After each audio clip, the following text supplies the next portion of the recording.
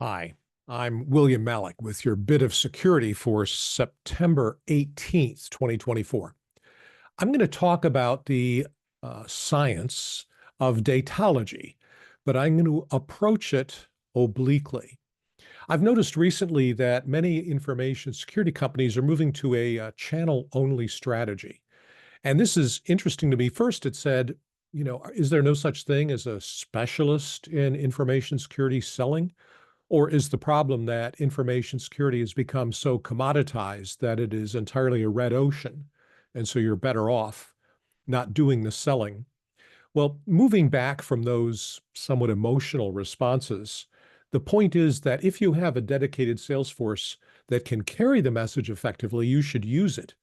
But if you don't, and a core competence analysis will reveal that, then you might as well say, hey, we're an information security company. We're not this best selling organization on the planet, but we got good stuff. So let's find somebody who can sell for us. So you say, okay, why would we want to do that? Well, in a larger sense, think about conglomerates.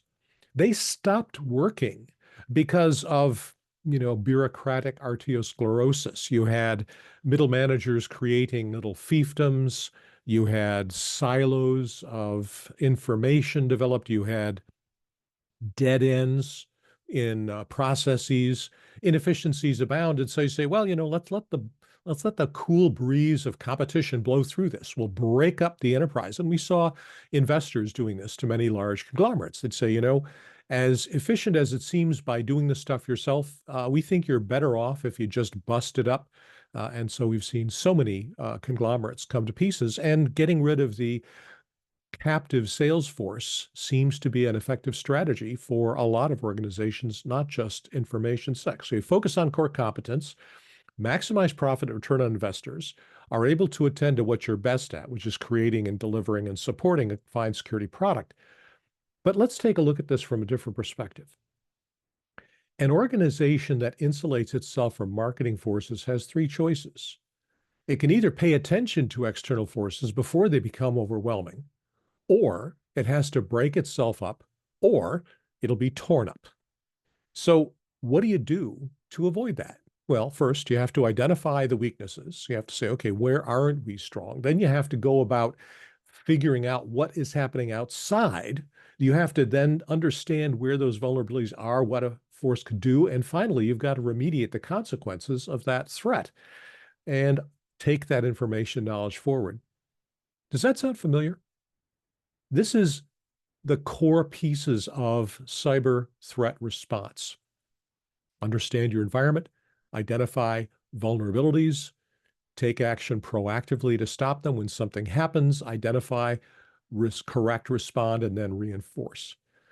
The same set of principles protect the enterprise from external forces far bigger than cybersecurity, but they also are the foundation for protecting ourselves from a cybersecurity threat. And understand that whether you choose to respond to the challenge or just bust the thing up and let external forces erode the weak stuff, or do nothing and allow yourself to collapse, whether you're a business, security response team, or a civilization with a government that is no longer effective to the needs of the majority of its people, well, collapse is the default. To put it another way, everything's going to hell. Entropy wins again. Combating entropy, removing the threat of erosion, reversing decay, all take energy, but not just any energy. It's not just, let's run around and hope something good had happened. And that sounds like a level 1 organization from the maturity model perspective. The capability maturity model is the form in which we have to structure responses to change.